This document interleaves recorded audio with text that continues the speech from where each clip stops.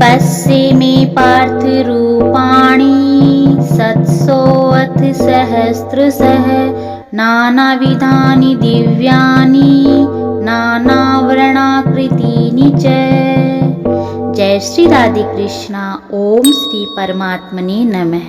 हरि ओम। श्रीमद् भागवत गीता एकादश अध्याय। अर्जुन बोले, मुझ पर अनुग्रह करने के लिए आपने जो परम गोपनीय आध्यात्मिक विषयक वचन अर्थात उपदेश कहा है, उससे मेरा ये अज्ञान नष्ट हो गया है। क्योंकि हे कमल नेत्र, मैंने आपसे भूतों की उत्पत्ति और प्रलय विस्तार पूर्वक सुने हैं तथा आपकी अविनाशी महिमा भी सुनी है।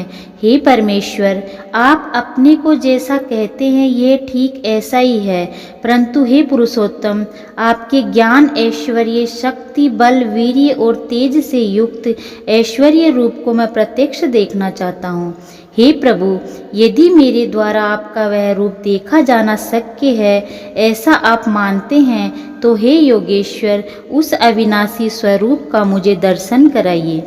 श्री भगवान बोले, हे पार्थ, अब तो मेरे सैकड़ों हजारों नाना प्रकार के और नाना वर्ण तथा नाना आकृति वाले अलौकिक रूपों को देख।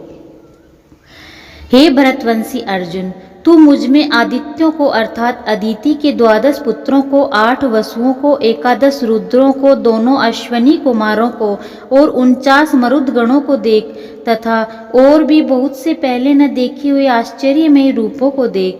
हे अर्जुन, अब इस मेरे शरीर में एक जगह स्थित चराचर सहित संपूर्ण जगत को देख तथा और भी जो कुछ देखना चाहते हो सो देख, परंतु मुझको तू इन अपने प्राकृत नेत्रों द्वारा देखने में निसंदेह समर्थ नहीं है। इसी से मैं तुझे दिव्य अर्थात अलौकिक चक्षु देता हूँ। इससे तू मेरी ईश्वरीय योग शक्ति को देख। संजय बोले, हे राजन, महायोगेश्वर और सब पापों को नाश करने वाले भगवान ने इस प्रकार कहकर उसके पश्चात अर्जुन को परम ऐश्वर्य युक्त दिव्य स्वरूप दिखलाया। अनेक मुखों और नेत्रों से युक्त, अनेक अद्भुत दर्शनों वाले, बहुत से दिव्य भूषणों से युक्त, बहुत से दिव्य शस्त्रों हाथों में उठाए हुए, दिव्य माला और वस्त्रों को धारण किए हुए, दिव्य गंध का सारे शरीर में लेप किए हुए, सब प्रकार के आश्चर्यों से युक्त, सीमा रहित और सब और मुख किए हुए विराट स्वरूप परम देव परमेश्वर को अर्जुन ने देखा। आकाश में 1000 सूर्यों के एक साथ उदय होने से उत्पन्न जो प्रकाश होता है, वह भी उस विश्वरूप परमात्मा के प्रकाश के सदृश कदाचित ही होगा। पांडुपुत्र अर्जुन ने उस समय अनेक प्रकार से विभक्त अर्थात पृथक पृथक संपूर्ण जगत को देवों के देव श्री कृष्ण भगवान के उस शरीर में एक जगह स्थित देखा। उसके अनंतर वे आश्चर्य से चकित और पुलकित शरीर अर्जुन प्रकाशमय विश्वरूप परमात्मा को श्रद्धा भक्ति सहित सिर से प्रणाम करके हाथ जोड़कर बोले। अर्जुन बोले, हे देव, मैं आपके शरीर में संपूर्ण देवों को तथा अनेक भूतों के समुदायों को, कमल के आसन पर विराजित ब्रह्मा को, महादेव को और संपूर्ण ऋषियों को तथा दिव्य सर्पों को देखता हूँ। हे संपूर्ण विश्व के स्वामी, आपको अनेक भुजा, पेट, मुख, नेत्रों से युक्त तथा सब ओर से अनंत रूपों वाला देखता हूँ। हे विश्वरूप, मैं आपके न अंत को देखता हूँ, न मध्य को देखता हूँ, न ही आदि को देखता हूँ। आपको मैं मुकुट युक्त, गदा युक्त, चक्र युक्त, सब ओर से प्रकाशमान तेज के पुंज, प्रज्वलित अग्नि और सूर्य के सदृश ज्योति युक्त, कठिनता से देखे जाने योग्य और सब ओर से अप्रमेय स्वरूप देखता हूँ। आप ही जानने योग्य परम अक्षर अर्थात परब्रह्म परमात्मा हैं। आप ही इस जगत के परम आश्रय हैं। आप ही अनादि धर्म के रक्षक हैं और आप ही अविनाशी सनातन पुरुष हैं, ऐसा मेरा मत है। आपको यदि आदि, अंत और मध्य रहित अनंत सामर्थ्य से युक्त, अनंत भुजा वाले, चंद्र सूर्य रूप नेत्रों वाले, प्रज्वलित अग्नि रूप मुख वाले और अपने तेज से इस जगत को समतप्त हुए देखता हूँ। हे महात्मन, ये स्वर्ग और पृथ्वी के बीच का संपूर्ण आकाश तथा सब दिशाएं एक आप ही में परिपूर्ण है तथा आपके इस अलौकिक और भयंकर रूप को देखकर तीनों लोग अति व्यथा को प्राप्त हो रहे हैं। वे ही देवताओं समूह आप में प्रवेश करते हैं और कुछ भयभीत होकर हाथ जोड़े आपके नाम और गुणों का उच्चारण करते हैं तथा महर्षि और सिद्धों का समुदाय कल्याण हो ऐसा कहकर उत्तम स्तोत्रों द्वारा आपकी स्तुति करते हैं। जो 11 रुद्र और 12 आदित्य, 8 वसु, साध्य गण, विश्वदेव, अश्विनी कुमार तथा मरुदगण और पितरों का समुदाय तथा गंधर्व, यक्ष, राक्षस और सिद्धों के समुदाय हैं, वे सब ही विस्मित होकर आपको देखते हैं। हे महाभाव, आपकी बहुत मुख और नेत्रों वाले, बहुत हाथ, जंघा और पैरों वाले, बहुत उदरों वाले और बहुत सी डाढ़ों के कारण अत्यंत विकराल महान रूप को देखकर सब लोग व्याकुल हो रहे हैं तथा मैं भी व्याकुल हो रहा हूँ, क्योंकि हे विष्णु, आकाश को स्पर्श करने वाले देदीप्यमान अनेक वर्णों से युक्त तथा फैलाए हुए मुख और प्रकाशमान विशाल नेत्रों से युक्त आपको देखकर भयभीत अंतःकरण वाला मैं धीरज और शांति नहीं पाता हूँ। डाढ़ों के कारण विकराल और प्रलय काल की अग्नि के समान प्रज्वलित आपकी मुख को देखकर मैं दिशाओं को नहीं जानता हूँ और सुख भी नहीं पाता हूँ। इसलिए हे देवेश, हे जगन्निवास, आप प्रसन्न हो।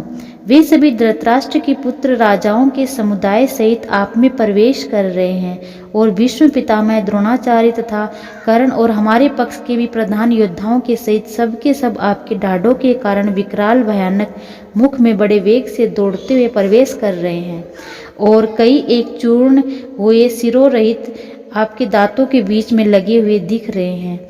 जैसे नदियों के बहुत से जल के प्रवाह स्वाभाविक ही समुद्र ही सम्मुख दौड़ते हैं अर्थात समुद्र में प्रवेश करते हैं, वैसे ही नरलोक के वीर भी आपके प्रज्वलित मुखों में प्रवेश कर रहे हैं। जैसे पतंग मोहवश नष्ट होने के लिए प्रज्वलित अग्नि में अति वेग से दौड़ते हुए प्रवेश करते हैं, वैसे ये सब लोग अपने नाश के लिए आपके मुख में प्रवेश कर रहे हैं। आप उन संपूर्ण लोगों को प्रज्वलित मुखों द्वारा ग्रास करते हुए सब ओर से बार बार चाट रहे हैं। हे विष्णु, आपका उग्र प्रकाश संपूर्ण जगत को तेज के द्वारा परिपूर्ण करके तपा रहा है। मुझे बतलाइए कि आप उग्र रूप वाले कौन हैं। हे देवों में श्रेष्ठ, आपको नमस्कार है, आप प्रसन्न होइए। आदि पुरुष, मैं आपको विशेष रूप से जानना चाहता हूँ क्योंकि मैं आपकी प्रवृत्ति को नहीं जानता हूँ। श्री भगवान बोले, मैं लोकों का नाश करने वाला बड़ा हुआ महाकाल हूँ।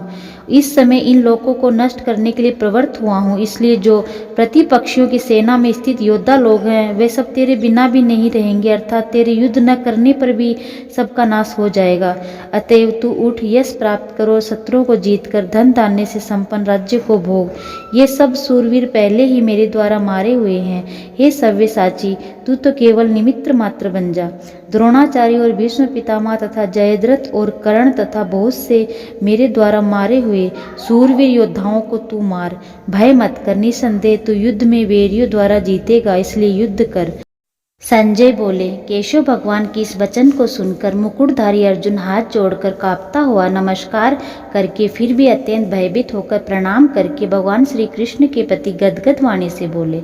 अर्जुन बोले, हे अंतर्यामी, यह योग्य ही है कि आपके नाम, गुण और प्रभाव के कीर्तन से जगत अति हर्षित हो रहा है और अनुराग को भी प्राप्त हो रहा है तथा भयभीत राक्षस लोग दिशाओं में भाग रहे हैं और सब सिद्ध गुणों के समुदाय नमस्कार कर रहे हैं। हे महात्मन, ब्रह्मा के भी आदि कर्ता और सबसे बड़े आपके लिए वे कैसे नमस्कार न करें, क्योंकि हे अनंत, हे देवेश, हे जगन्निवास, जो सत असत और उनसे भी परे अक्षर अर्थात सच्चिदानंद घन ब्रह्म है वे आप ही हैं। आप आदिदेव और सनातन पुरुष हैं। आप इस जगत के परम आश्रय और जानने वाले तथा जानने योग्य और परम धाम हैं। हे अनंत रूप, आपसे ये सब जगत व्याप्त तथा परिपूर्ण है। आप वायु, यमराज, अग्नि, वरुण, चंद्रमा, प्रजा के स्वामी ब्रह्मा और ब्रह्मा के भी पिता हैं। आपके लिए हजारों बार नमस्कार हो, नमस्कार हो। आपके लिए फिर भी बारंबार नमस्कार, नमस्कार। हे अनंत सामर्थ्य वाले, आपके लिए आगे से और पीछे से भी नमस्कार। हे सर्वात्मन, आपके लिए सब ओर से नमस्कार, क्योंकि अनंत पराक्रमशाली और समस्त संसार को व्याप्त किए हुए इससे आप ही सर्वरूप हैं। आपके इस प्रभाव को न जानते हुए आप मेरे सखा हैं ऐसा मानकर प्रेम से अथवा प्रमाद से भी मैंने हे कृष्ण, हे यादव, हे सखे इस प्रकार जो बिना कुछ सोचे समझे हठात कहा है। हे अच्युत, आप जो मेरे द्वारा विनोद के लिए विहार सैया या आसन और भोजन आदि में अकेले अथवा उन सखाओं के सामने भी अपमानित किए गए हैं, वह सब अपराध अप्रमेय स्वरूप अर्थात अचिंत्य प्रभाव वाले आप में मैं क्षमा करवाता हूँ। आप इस चराचर जगत के पिता और सबसे बड़े गुरु और अति पूजनीय हैं। हे अनुपम प्रभाव वाले, तीनों लोकों में आपके समान कोई दूसरा नहीं है, फिर अधिक कैसे हो सकता है। अतएव हे प्रभु, मैं शरीर को भली भांति चरणों में निवेदित कर प्रणाम करके स्तुति करने योग्य आप ईश्वर को प्रसन्न होने के लिए प्रार्थना करता हूँ। हे देव, पिता जैसे पुत्र के, सखा जैसे सखा के और पति जैसे प्रियतमा पत्नी के अपराध सहन करते हैं, वैसे ही आप भी मेरे अपराध को सहन करने योग्य हैं। मैं पहले न देखे हुए आपके इस आश्चर्यमय रूप को देखकर हर्षित हो रहा हूँ और मेरा मन भय से अति व्याकुल भी हो रहा है, इसलिए आप उस अपने चतुर्भुज विष्णु रूप को ही मुझे दिखाइए। हे देवेश, हे जगन निवास, प्रसन्न होइए।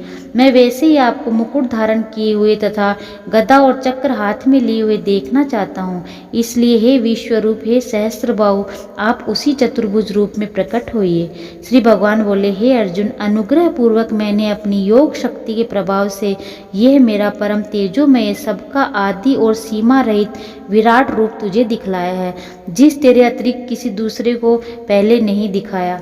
हे अर्जुन, मनुष्य लोक में इस प्रकार विश्व रूप वाला न वेद और यज्ञों के अध्ययन से, न दान से, न क्रिया से, न उग्र तप से ही मेरे अतिरिक्त दूसरे के द्वारा देखा जा सकता है।